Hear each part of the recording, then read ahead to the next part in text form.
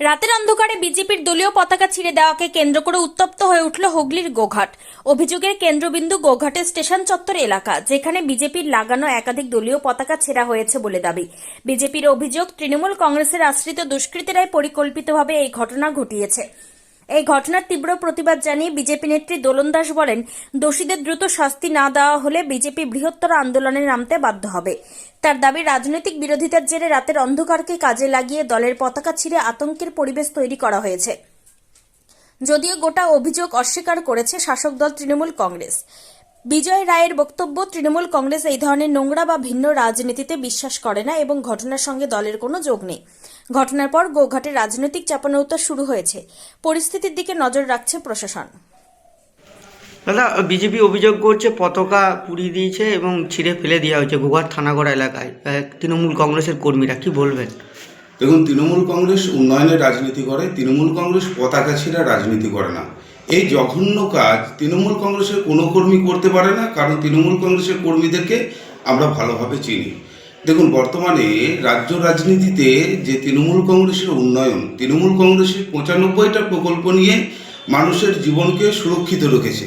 সেই অবস্থায় বিজেপি কিন্তু তার কোনো ন্যূনতম প্রকল্প বাংলার মাটিতে এনে পৌঁছাতে পারেনি। তাই সামনে বিধানসভা নির্বাচন, এটা ফুটেজ খাওয়া। উন্নয়নের যোগ্যে তারা তৃণমূল কংগ্রেসকে পারবে না। এলাকায় অশান্তি সৃষ্টি করে তারা ফুটেজ খেতে চাইছে। এই ফুটেজ খাওয়ার রাজনীতি বিজেপিকে বন্ধ করতে হবে। মানুষের পাশে তৃণমূল কংগ্রেস রয়েছে। 95টা প্রকল্প নিয়ে বাংলার মুখ্যমন্ত্রী এবং অভিষেক ব্যানার্জি রাস্তায় রাস্তায় ঘুরছেন, মানুষকে বোঝাচ্ছেন। আর বিজেপি সেখানে কি করছে, শুধুমাত্র কখনো বিহার থেকে নেতা আনছেন, কখনো উত্তরপ্রদেশ থেকে নেতা আনছেন, এনে মানুষকে বিভ্রান্তি করে এই বিধানসভা নির্বাচনের আগে বাংলায় অশান্তি পাকানোর চেষ্টা করছে। এর বিরুদ্ধে 2026 সালে বাংলার মুখ্যমন্ত্রী এবং অভিষেক ব্যানার্জি যোগ্য জবাব দেবেন এবং বাংলার মানুষ তৈরি রয়েছে তৃণমূল কংগ্রেসকে ভোট দেওয়ার জন্যে। এই পতাকা ছিঁড়ে ফুটেজ খাওয়ার রাজনীতি বাংলার মানুষ কিন্তু ধরে ফেলেছে। এই জঘন্য নোংরা রাজনীতি বিজেপি ছাড়া কেউ করতে পারে না।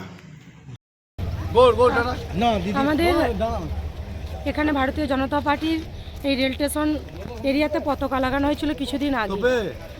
সেই পতাকাগুলো কে বা কারা রাতের অন্ধকারে সমস্ত পতাকাগুলোকে খুলে ফেলে দিয়েছে এবং একদম দুমড়ে মুচড়ে পতাকার অবস্থা খুব খারাপ। এই জিনিসগুলো যারা করছে, যে নারকীয় কাজ যারা করছে, তারা রাতের অন্ধকারে করেছে। যদি বাপের বেটা হয় আর যদি দম থাকে, দিনের বেলায় আমাদের বিজেপি কর্মীদের সাথে চোখে চোখ রেখেই পতাকাগুলো তুলে দেখাক। যে হাত দিয়ে পতাকাগুলো খুলবে, উল্টো হাতটা কেটে ধরিয়ে দেবো। কারা ফেলেছে এটা শাসক দল করবে, আবার কারা করবে? ভয় তো বিজেপিকে শাসক দলে, তাছাড়া আর কার আছে বলুন না? বিজেপি কারোর পিছনে বাস দিতে যায় না। আর তৃণমূলের মতো আমরা চোর না। তৃণমূলের যেমন প্রতি পদে পদে চুরি দুর্নীতি তারাই করেছে, যাদের ভয়, যারা বিজেপিকে ভূত দেখে, তাদেরই অবস্থা এগুলো। আমরা প্রশাসনকে জানিয়েছি, প্রশাসন এসেছে, তারাও খতিয়ে দেখেছেন। অবিলম্বে আমরা থানায় লিখিত জমা দেবো এবং যারা এই জিনিসগুলো করেছে অবিলম্বে দোষীদের গ্রেপ্তারের দাবিতে আমরা পথে নামবো। যদি আমাদের এই 24 ঘন্টার মধ্যে যারা করেছে না পর্যবেক্ষণ করে ধরা হয়, আমরা গোঘাট থানা ঘেরাও করব। ছাড়বো না। ভারতীয় জনতা পার্টি ছোড়নেওয়ালা লড়কি নেই হ্যাঁ। এবার যোগ্য জবাব দেওয়ার জন্য 26-এ ভারতীয় জনতা পার্টির কর্মীরা প্রস্তুত আছে, দেবে, চোখে চোখ রেখে লড়াইটা দেবে। এবার বিধানসভা ভোট আগিয়ে আসছে বলে কি তত রাজনৈতিক যত ভোট আসবে তত তৃণমূলের ধমকানো চমকানো আরম্ভ হয়ে যায়। আপনারা দেখেছেন, ভোট মানেই গোঘাট বিধানসভায় রক্ত দেখে তৃণমূল। তো ভারতীয় জনতা পার্টি সেটা দেখেনি, যোগ্য জবাব দেওয়ার জন্য তৈরি আছে আর সেটা দেবে, অবিলম্বে দেবে। এবং আমাদের ঊর্ধ্বতন নেতৃত্বদেরকেও জানানো হয়েছে, তারাও আসছেন, তারাও দেখবেন। অবিলম্বে 24 ঘন্টার মধ্যে যারা দোষী তারা যদি খুঁজে না বার করেন, আমরা থানা ঘেরাও কর্মসূচি অবশ্যই নেব এবং থানা ঘেরাও করবো। দোষীরা শাস্তি চাই।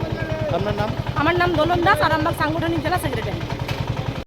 তোমার আমার সকলেরই একটাই পছন্দ, মাদার্স চয়েস। ঘরে সুগন্ধি ভাত, প্রতিদিনের রান্নায় নিখুঁত স্বাদ, চাই উন্নত মানের চাল।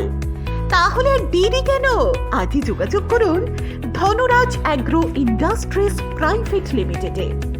আমরা আনি আপনার টেবিলে খাঁটি ও মানসম্মত চাল মাদার্স চয়েস নামে। একবার ব্যবহার করুন, আর ফিরে তাকাতে হবে না। বিশ্বাসী গোড়া, গুণগত মানে সেরা। মাদার্স চয়েস, মা যেমন চান চাল তেমনই। যোগাযোগের জন্য এখনই কল করুন 8509752023 এই নম্বরে। মাদার্স চয়েস শুধুই শিরা নয়, সবার প্রথম পছন্দ।